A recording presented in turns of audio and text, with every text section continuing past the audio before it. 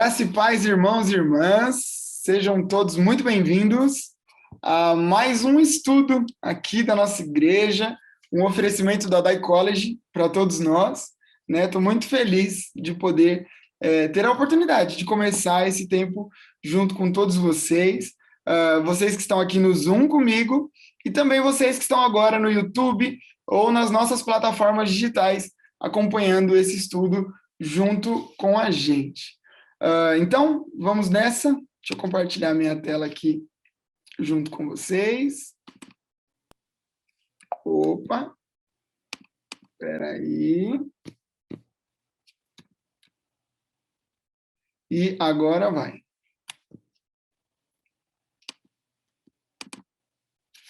É isso. Gente, sejam bem-vindos ao estudo bíblico 7 áreas de influência. Eu confesso para vocês que eu estou muito animado para esse tempo que a gente vai ter juntos, porque é uma temática que vai mexer com todos nós. E eu tenho certeza de que vai ser um tempo especial, porque independente da área onde você atua, do lugar onde você trabalha, eu tenho certeza de que isso vai fazer sentido para a sua vida. Então, antes da gente seguir, algumas dicas para que a gente tenha um tempo especial de estudo realmente. Então, em primeiro lugar, aumente as expectativas já do seu coração, porque eu sei que Deus vai fazer grandes coisas no nosso meio. Afaste as possíveis interferências. Eu sei que muitos, nesse momento, estão com o celular na mão, então talvez essa seja uma boa oportunidade de você colocar o seu celular aí no modo avião, a não ser que você esteja acompanhando esse estudo pelo celular, né? Então, afaste aí as interferências, desliga a televisão, separe esse tempo para você. Leia o e-book, mas escreva também. Todos vocês têm acesso ao e-book que dá base para os nossos encontros, um e-book com um resumo daquilo que a gente vai conversar. Então, não se prenda só ao e-book, mas escreva aí os insights que forem vindo ao seu coração ao longo do nosso encontro. E tenha a Bíblia sempre em mãos. Tá bom, gente? E é isso. Quais serão os nossos encontros? Os nossos encontros serão nessa sequência. São 7 áreas de influência. Hoje nós teremos uma introdução e já entraremos na primeira área, que é família. Depois nós teremos entretenimento e governo. Na terceira semana, educação e mídia. E na quarta semana, negócios e igreja.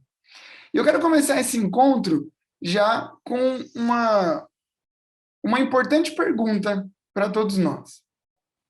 Alguma vez você já se perguntou como você poderia transformar o mundo?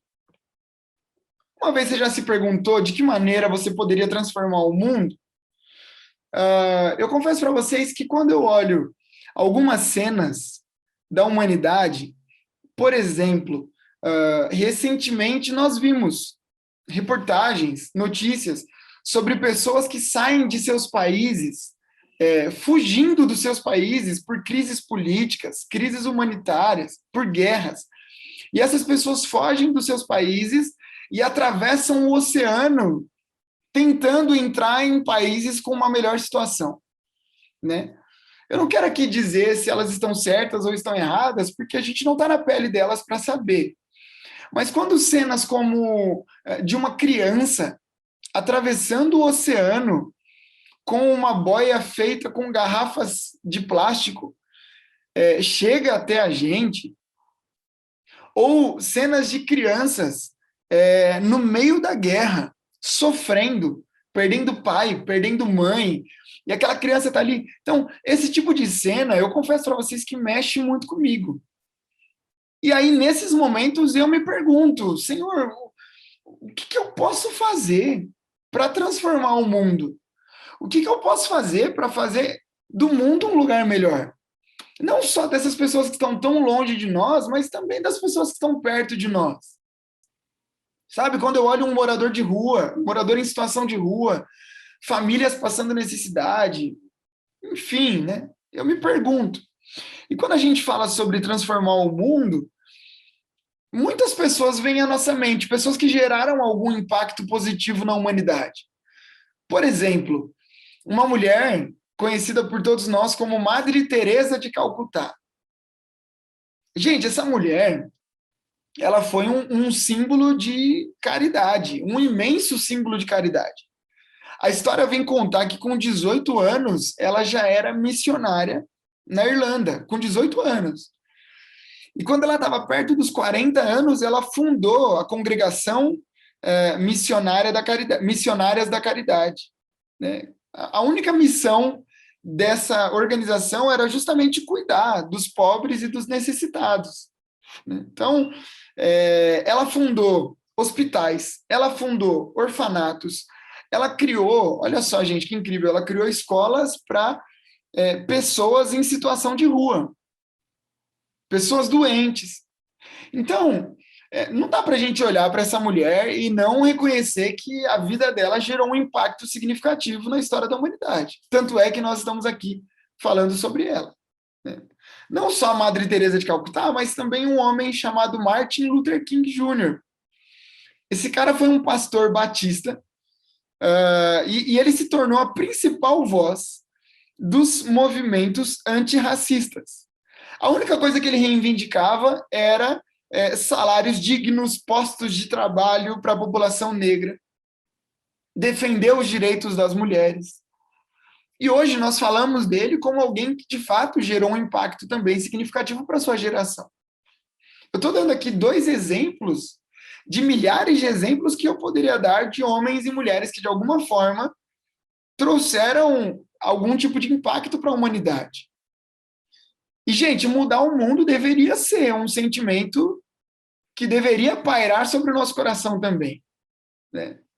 Existem pessoas que não acreditam mais na mudança do mundo, sabe? Vocês já ouviram alguém dizer assim? Eu acho que o mundo já está perdido. O mundo jaz no maligno. Então, acabou, não tem mais jeito. É daqui para pior. Né? Agora, o Bill Hybels, um pastor que vive, né, nos nossos comentários, ele tem até um livro sobre isso, ele criou um termo chamado descontentamento santo.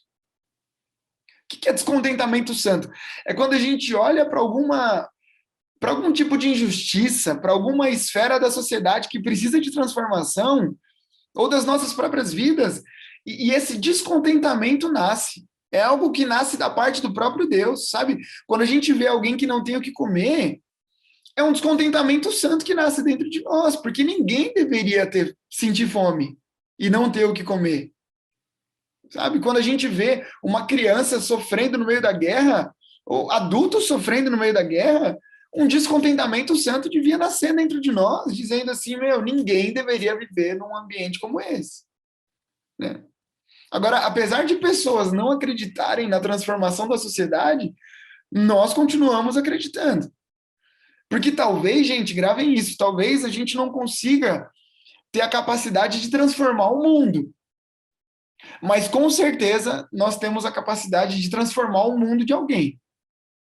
O mundo das pessoas que estão ao nosso redor, o nosso próprio mundo, nós somos capazes de transformar.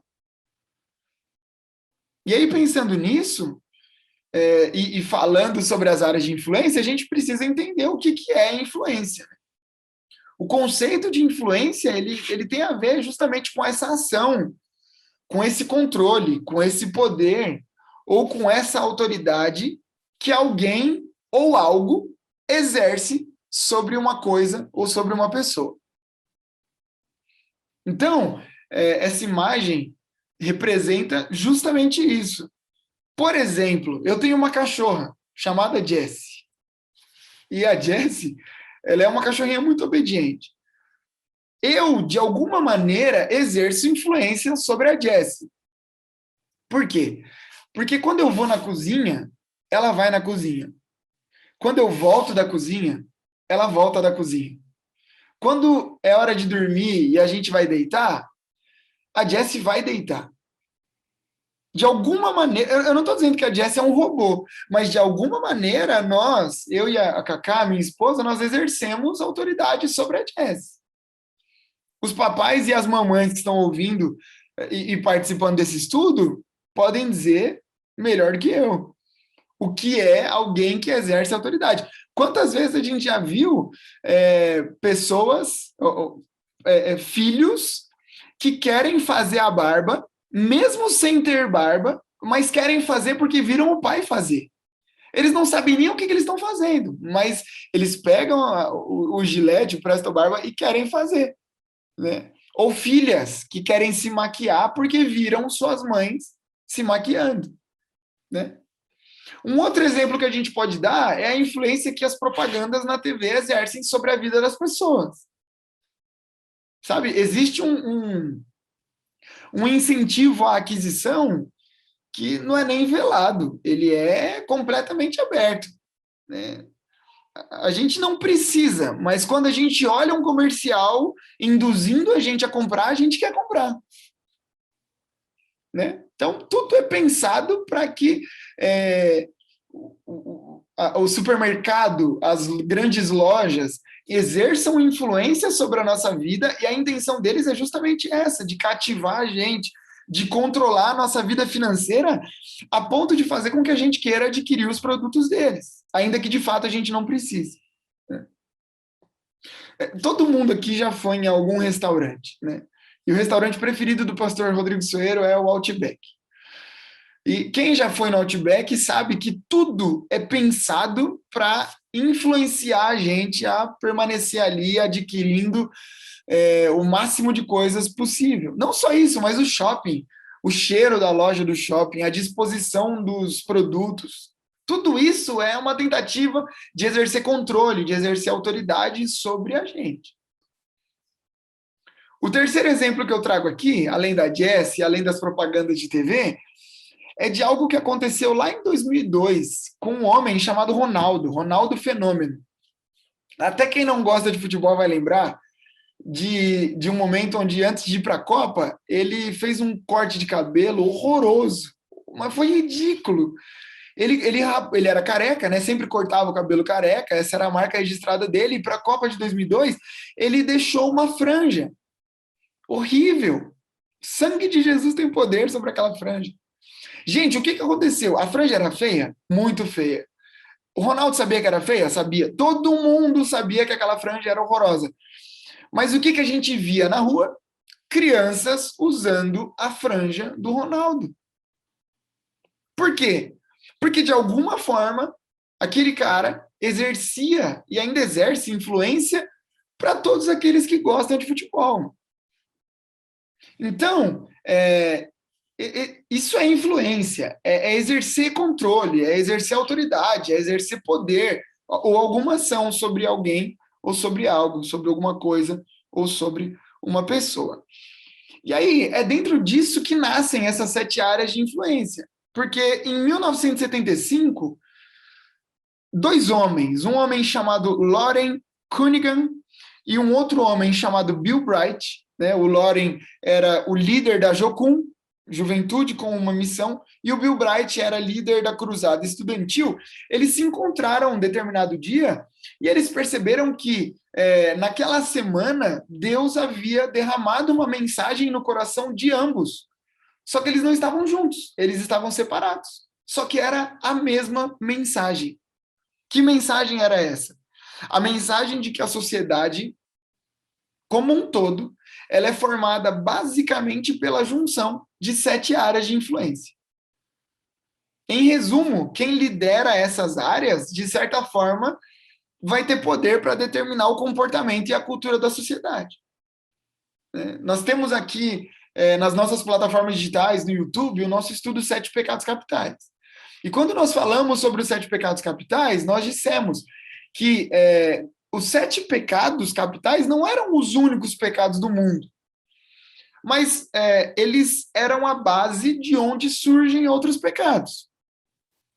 Então, por exemplo, a ira é um pecado que dá base para a raiva, que dá base para o rancor, que dá base para a briga, que dá base para a intriga. O orgulho dá base para a falta de perdão, que dá base para a amargura, que dá base para o ressentimento. Então, eram pecados que eram base para outros pecados. Do mesmo jeito, nesse estudo, nós vamos falar sobre 7 áreas estratégicas sobre as quais nós somos incentivados a atuar. Isso não significa que são as únicas áreas de influência, não são as únicas áreas onde a gente deve exercer influência. Mas significa que se a gente for, de fato, efetivo, intencional na qualidade da nossa influência em cada um desses pontos que a gente vai tratar, com certeza a gente vai alcançar novos níveis de qualidade como cristãos. Com que base a gente vai trabalhar? Olha só esse texto de Marcos 16:15, muito conhecido, né? Vão pelo mundo todo e preguem o evangelho a toda criatura. Gente, duas palavras aqui. É ir pelo mundo todo e pregar o evangelho a toda criatura. Ou seja, é o mundo de maneira completa e o evangelho para todas as pessoas de maneira completa também. A boa notícia do evangelho, ela precisa ser revelada para todos, sem exceção. Isso significa que, como cristãos, é a nossa responsabilidade essa intencionalidade em todas as áreas que a gente puder atuar, para que uma transformação verdadeira aconteça, sabe? Eu penso que existem áreas menosprezadas pelo cristianismo ao longo do tempo. Em que sentido? Por exemplo, quando a gente fala de artes, as grandes artes, o cinema, a impressão que eu tenho é que o cristianismo, de alguma forma, e nisso nós nos incluímos, menosprezou essa área. Por quê? Por que a gente não tem os melhores filmes, os filmes mais premiados do mundo? Por que a gente não tem, nos grandes prêmios cinematográficos, filmes cristãos disputando? Por que a gente não tem grandes espetáculos? Os melhores espetáculos do mundo poderiam ser cristãos, sabe? Por que a gente não tem os melhores canais de televisão? Assim, o melhor canal de todos é um canal cristão. Por que a gente não tem? Porque, de alguma maneira, em algum momento da história, nós acreditamos que isso não era tão importante. Não era tão importante invadirmos o mundo cinematográfico, não era tão importante invadirmos as artes, os grandes espetáculos. Algum tempo atrás eu tive a oportunidade de ir com a Cacá numa apresentação do Cirque du Soleil. Quem aqui já foi? Meu, é um absurdo de excelência. É maravilhoso. Dá para você pôr no YouTube aí e você vai ver. Agora, por que a gente não tem um espetáculo cristão como esse? A gente deveria ter, porque afinal nós fomos chamados para propagar o evangelho de maneira excelente em todas as esferas. Mas a gente não tem. A gente deveria ter. E aqui existe uma grande diferença entre a quantidade de cristãos e a qualidade de cristãos, porque talvez realmente pela quantidade a gente consiga exercer uma grande influência em muitos lugares. Mas e a qualidade desses cristãos? Existem pessoas que acreditam que a gente precisa ter um grande número de cristãos para conseguir exercer um impacto significativo. Isso não é verdade. Olha só essa frase. A sociedade ela é transformada quando cristãos de todas as partes do mundo e das diferentes áreas de influência trabalham em conjunto para um objetivo comum. Ou seja, a sociedade ela é transformada quando intencionalmente as pessoas decidem invadir as áreas de influência para exercer influência. Por exemplo, é um jogador de futebol que não espera ter 100 cristãos ao redor dele para conseguir exercer influência no futebol. Não é a quantidade. É ele compreender que o lugar onde ele está já possibilita ele exercer influência na vida de pessoas que a gente não vai conseguir alcançar com tanta facilidade. Então, ele decide fazer diferença porque ele já está num lugar propício para isso. Uma das minhas orações para nós hoje é que a gente reconheça que não existe nenhuma área que a gente pode menosprezar. A gente não pode menosprezar a televisão, do mesmo jeito que a gente não pode menosprezar a política, do mesmo jeito que a gente não pode menosprezar o nosso trabalho, do mesmo jeito que a gente não pode menosprezar a educação, as artes, o entretenimento. Eu sonho com cristãos relevantes em todas as áreas. Eu sonho com cristãos relevantes no jornalismo. Sabe, gente que vai fazer um jornalismo de tanta qualidade e que daqui a pouco a gente vai olhar e falar assim, meu, ele é cristão. Olha só que incrível. Eu sonho com políticos que façam um trabalho tão fenomenal e lá na frente a gente diga, olha, o João político, é cristão. Olha o trabalho incrível que ele conseguiu fazer. E pensando nisso tudo, gente, a gente chega então na primeira área de influência dentro dessas 7 áreas. E a área que a gente vai tratar hoje é essa aqui, família. Há um texto base para o nosso encontro, que está lá em Josué, capítulo 24, versículos 14 e 15. Olha só o que diz. Agora temam o Senhor e sirvam-no com integridade e fidelidade. Joguem fora os deuses que os seus antepassados adoraram, além do Eufrates e no Egito, e sirvam ao Senhor. Se, porém, não lhes agrada servir ao Senhor, escolham hoje a quem irão servir, se aos deuses que os seus antepassados serviram, além do Eufrates, ou aos deuses dos amorreus, em cuja terra vocês estão vivendo. Mas eu e a minha família serviremos ao Senhor. Louvado seja Deus. Miles Monroe, eu não sei se é exatamente assim que se pronuncia o nome dele, ele era um pastor de uma congregação cristã lá nas Bahamas. Ele disse essa frase uma vez: a base de uma sociedade saudável é uma família sadia. A base de uma sociedade saudável é uma família sadia. Isso é muito profundo, isso é muito forte. Sabe o que significa, gente? Significa que se nós investirmos nas famílias hoje, nós colheremos uma sociedade equilibrada amanhã.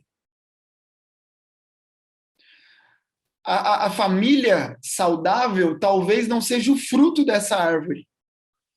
A família saudável talvez seja a raiz dessa árvore. E o fruto dessa árvore vai ser uma sociedade saudável. Nós plantamos famílias saudáveis hoje para colher uma sociedade saudável amanhã. Gente, não sei se vocês concordam comigo, mas tudo começa na família. Tudo começa na família. Famílias equilibradas são a base de uma sociedade equilibrada, sabe? Então, o propósito da família a gente conhece. O propósito da família é prover esse ambiente, um ambiente de educação, um ambiente de crescimento, um ambiente de princípios saudáveis. É dentro da família que a próxima geração se desenvolve. Nós não nos desenvolvemos dentro da nossa família, a próxima geração vai se desenvolver no seio familiar. Não é na escola. A escola pode ajudar? Pode. A igreja pode ajudar? Pode. Mas a família é esse ambiente onde a próxima geração está sendo construída. Ou seja, se atacarmos a família hoje com armas saudáveis, construiremos uma sociedade saudável no futuro. Aí a gente tem esse exemplo bíblico fantástico de Moisés e Josué. Tive a oportunidade de trazer uma reflexão sobre Josué alguns domingos atrás, você consegue acessar aí no YouTube da DAI Oficial também. E eu queria contar um pouquinho para vocês, em 2 minutos, desse ambiente onde Moisés e Josué estão inseridos. A gente vai lembrar que Moisés foi um homem escolhido por Deus para libertar o povo do Egito de 400 anos de escravidão. Moisés tira o povo do Egito, caminha com o povo no deserto, vai caminhando rumo a uma terra prometida. Deus prometeu que haveria uma terra onde eles seriam prósperos, onde eles seriam felizes e viveriam plenamente à vontade de Deus. A Bíblia vem dizer que antes de entrar na terra prometida, Moisés morre e Josué assume o seu lugar. Josué é convocado para assumir o seu lugar. A responsabilidade de Josué era muito grande. E aqui a gente tem um momento extremamente importante, porque a gente está falando de uma transição não apenas geográfica, não é sair do deserto e entrar na Terra Prometida. É sair do deserto, entrar na Terra Prometida e arrancar o Egito de dentro do povo. Até porque, gente, a gente está falando de um texto agora de Josué capítulo 24. Olha o tempo que o povo saiu do Egito e Josué ainda tem que falar sobre idolatria. O povo saiu do Egito um tempão já, muito mais de 40 anos. E ainda estão presos aos costumes antigos, aos problemas antigos, à idolatria do passado. Então, Josué está nesse ambiente conturbado, tendo que liderar um povo. Josué é um comandante de exército, e agora ele tem que liderar o povo na entrada da Terra Prometida. O povo entrou na Terra Prometida, e agora ele tem que ficar tirando carrapicho do povo. Olha, lá vocês faziam isso, mas aqui não tem mais o que fazer. Olha, Deus não se agrada disso. Ó, vocês estão pelo caminho errado. E Josué vai trabalhando, Josué vai trabalhando. E existem algumas lições importantes que a gente pode tirar desse ambiente familiar da vida de Josué. E é sobre isso que a gente vai conversar um pouquinho hoje. Olha que interessante, no meio do caminho, o povo de Israel começa a negligenciar a importância de caminhar próximos ao Senhor. É nesse momento que, com quase 100 anos de idade, gente, isso aqui é muito importante. 100 anos de idade, Josué não é mais um menino novo. Com 100 anos de idade, ele se levanta e declara o texto que dá a base para a aula de hoje. Eu e a minha família serviremos ao Senhor. O que a gente pode aprender com a influência familiar de Josué? Primeira coisa, o ambiente familiar saudável exige postura. Eu tenho certeza que todo mundo aqui, em algum momento da vida, já tentou ter uma vida física mais saudável. Todos. Todo mundo aqui já tentou ir para academia, todo mundo aqui já tentou fazer dieta, todo mundo aqui já falou assim, não, a partir de segunda-feira tudo vai mudar. Não, a partir de 1º de janeiro. Gente, quantas vezes eu disse, a partir de 1º de janeiro eu não tomo mais refrigerante? Ó, Deus está falando aí, hein? Deus está falando. Quantas vezes eu já disse? Agora, o interessante é que saúde física exige postura. Ninguém dorme doente e acorda saudável. Nesse sentido, ninguém dorme com a diabetes alta e acorda... Ah, não, agora passou, porque eu dormi, tá tudo certo. Não. Controlar essas características da vida exige postura. Vai exigir exercícios regulares, vai exigir disciplina, vai exigir boa alimentação, vai exigir sacrifícios pessoais. No exemplo que eu dei, eu deveria abrir mão do refrigerante, porque eu sei que faz mal. Eu já vi um monte de vídeo falando assim, olha o tanto de açúcar que tem nesse negócio. Exige um sacrifício pessoal. Eu gosto, mas eu deveria parar. Vai exigir em alguns momentos uma postura mais severa. Sabe quando você está na dieta, você fala assim, meu, eu tô muito bem na dieta, tá dando tudo certo. Aí um amigo vira para você e fala assim, meu, vamos sair num rodízio de pizza.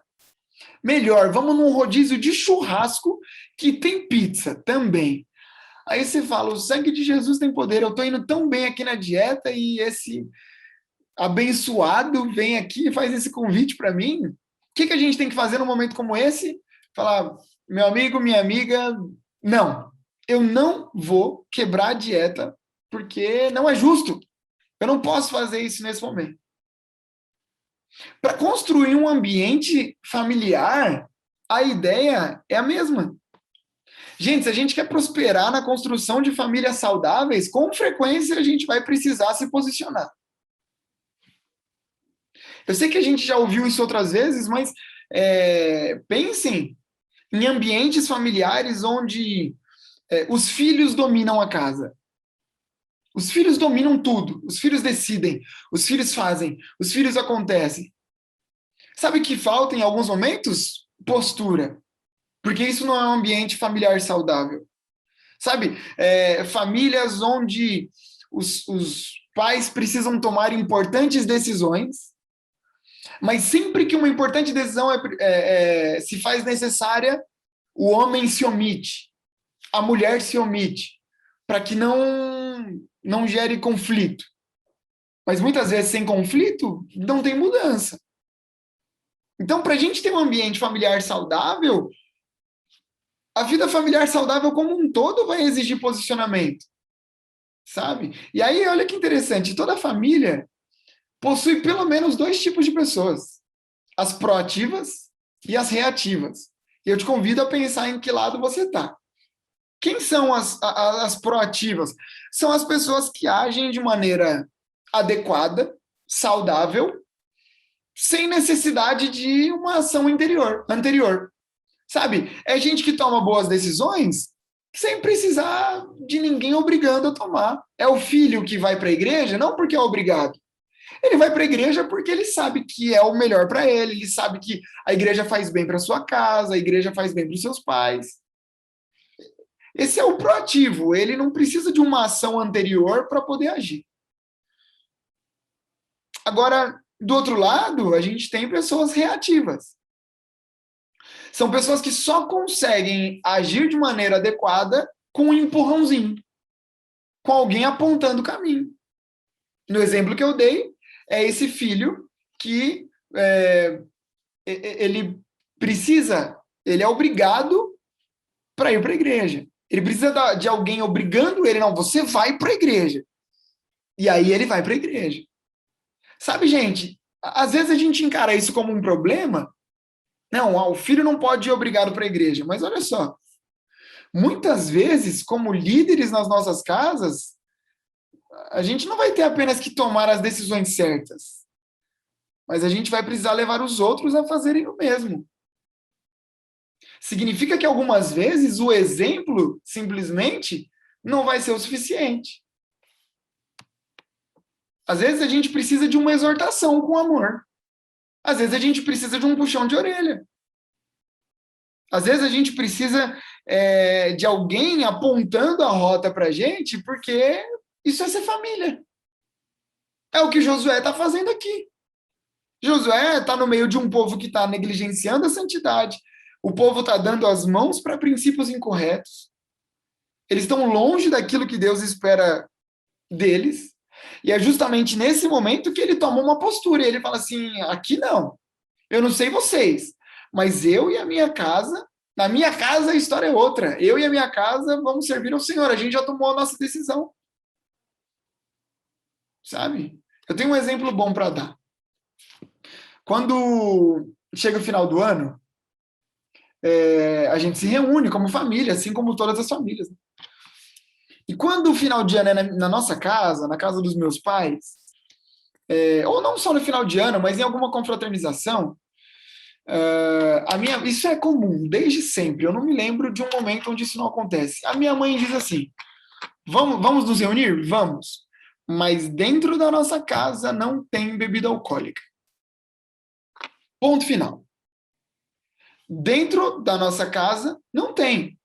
Ah, mas o fulano vai ficar chateado. Deixa o fulano ficar chateado. Se o amor do fulano for grande por nós, ele vai reconhecer que isso ele vai fazer esse carinho de dizer assim, não, eu quero estar com eles, com bebida ou sem bebida. O importante é a gente estar junto. Então, dentro dessa ideia, se a gente quer construir um ambiente saudável, a gente vai precisar de posicionamento. E não é só sobre tomar boas decisões, mas é sobre levar a nossa família a fazer o mesmo.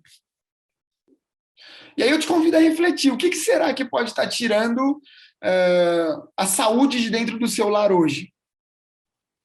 Que tipo de postura você precisa tomar dentro da sua casa para que a sua casa seja um ambiente ainda mais saudável?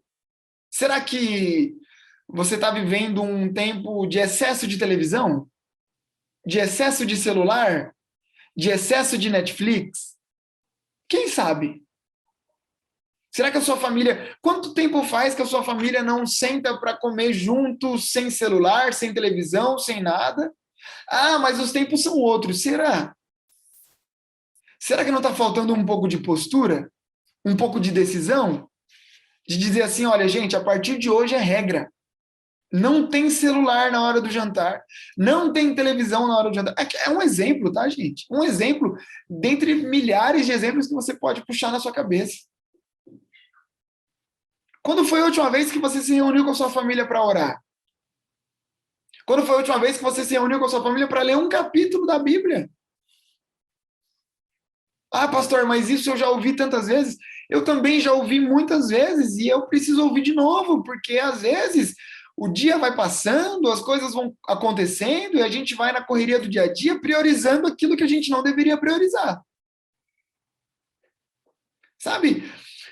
Um estudo como esse. Ah, mas os meus filhos não gostam de ficar na frente do computador, mas eles moram na sua casa ainda. Eles comem da sua comida. Você lava a roupa deles. Será que não é uma boa hora de você dizer assim, cara, você faz tudo que você quer até aqui. 8 horas da noite a gente para participar do estudo como família, juntos. E acabou. Não tem negociação. Não é uma opção.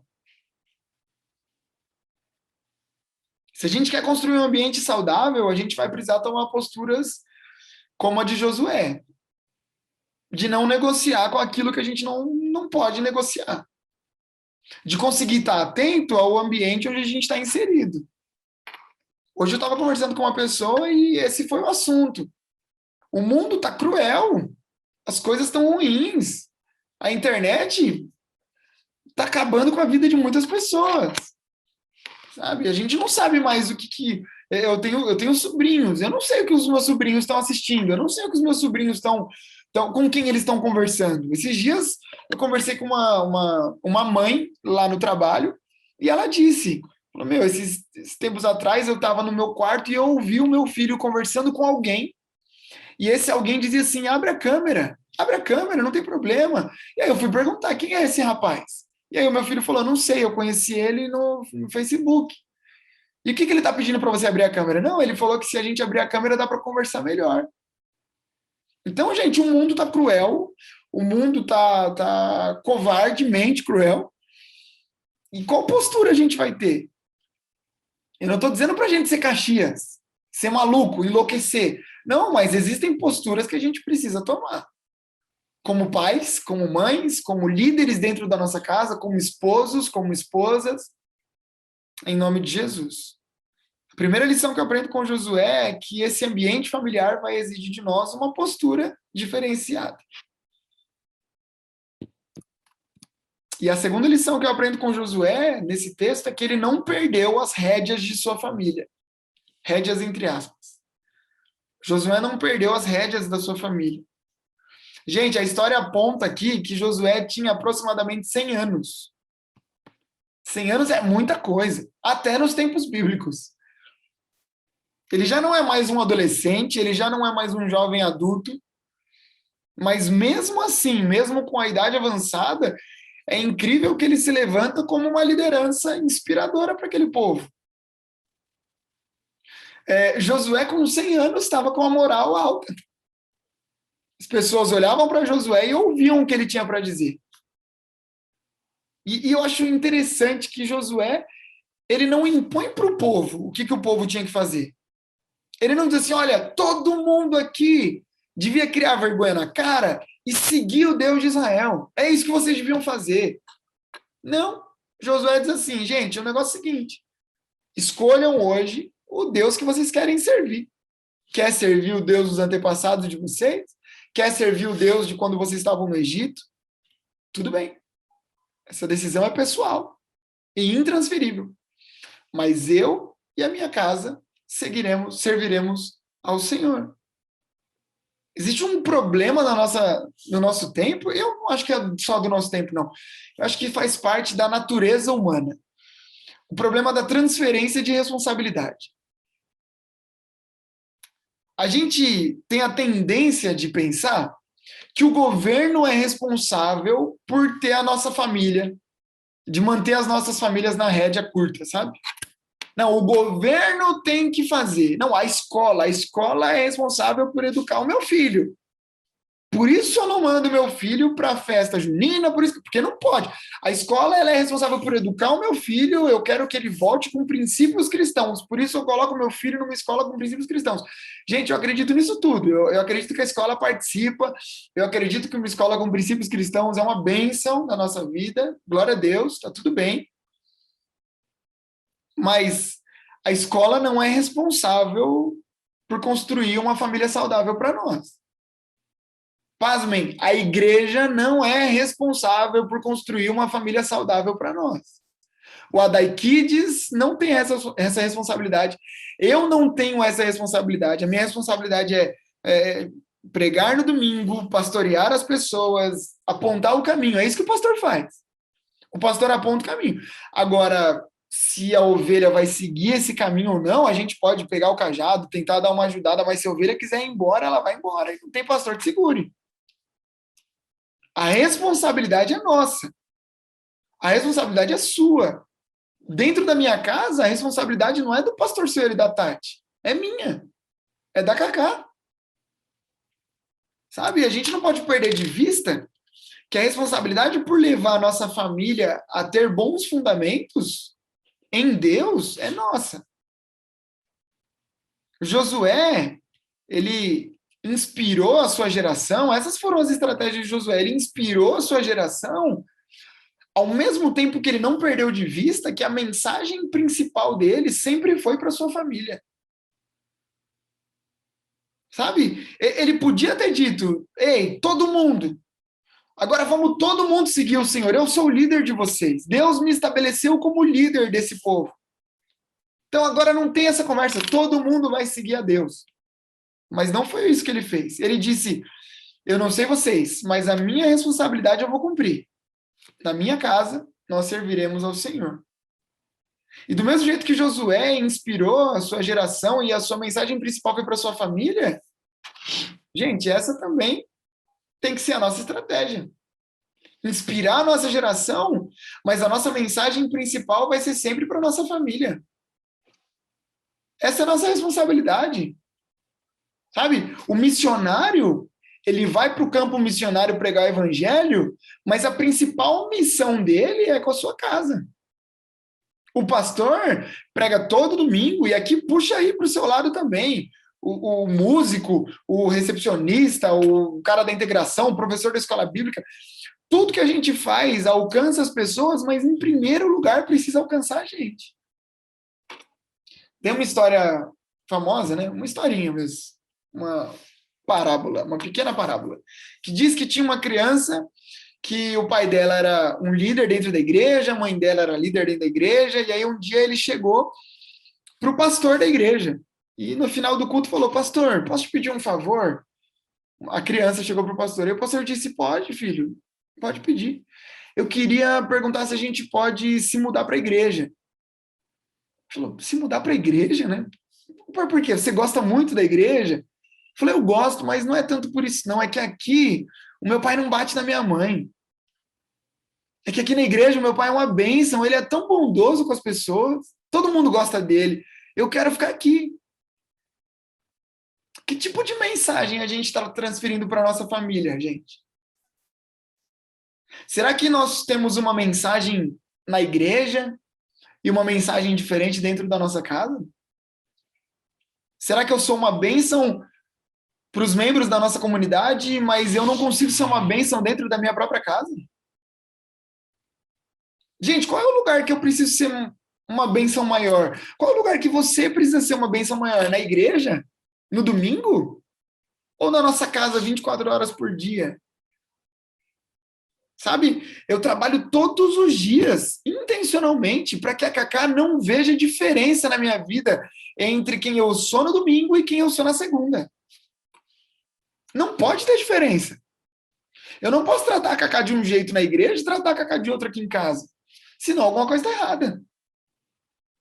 Por isso, a nossa primeira missão tem que ser na nossa família. A gente não pode ser melhores cristãos para a igreja do que cristãos para a nossa casa. Não pode. Se você precisar escolher, seja um cristão melhor dentro da sua casa. Porque é justamente esse ambiente que vai frutificar dentro da igreja. Em nome de Jesus. A santificação do nosso lar não começa na igreja, a santificação do nosso lar começa com a gente, dentro da nossa casa. A gente não tem condições de decidir pela sociedade como um todo, mas a gente pode dizer como Josué, nós e a nossa casa serviremos ao Senhor. Sabe, eu não posso, olha só, hein? Eu não posso decidir pelo Burger King. que o Burger King vai dizer? Não posso. Queria, porque eu gosto do Burger King, mas eu não posso. Eu não posso decidir pela Riachuelo, pela Renner, por todas as lojas que vierem na sua cabeça. Não posso, a gente não pode. Mas a gente pode decidir pela nossa casa. E aqui eu vou além. Algo que a gente já ouviu também. Se o Burger King conseguir, com um comercial de 1 minuto, destruir o que a gente constrói durante anos, o que a gente construiu não serviu de nada. É muito frágil, é muito frágil. Eu não estou dizendo que a gente tem que deixar a vida levar a gente, sabe? Ah, eu vou assistir qualquer coisa, então. Eu vou deixar meu filho livre porque eu estou ensinando. Não, não, não, não, não. A gente tem que ter postura. Primeiro ponto, postura. Mas, ao mesmo tempo, a gente tem que reconhecer que aquilo que a gente está ensinando é profundo, é poderoso. A gente não precisa ter medo de um comercial se a gente fez o nosso papel. Não precisa ter medo da sociedade que diz que o adultério é normal, de que separar. Uma sociedade que está. Vocês perceberam? A sociedade está romantizando a separação, o divórcio. Está romantizando.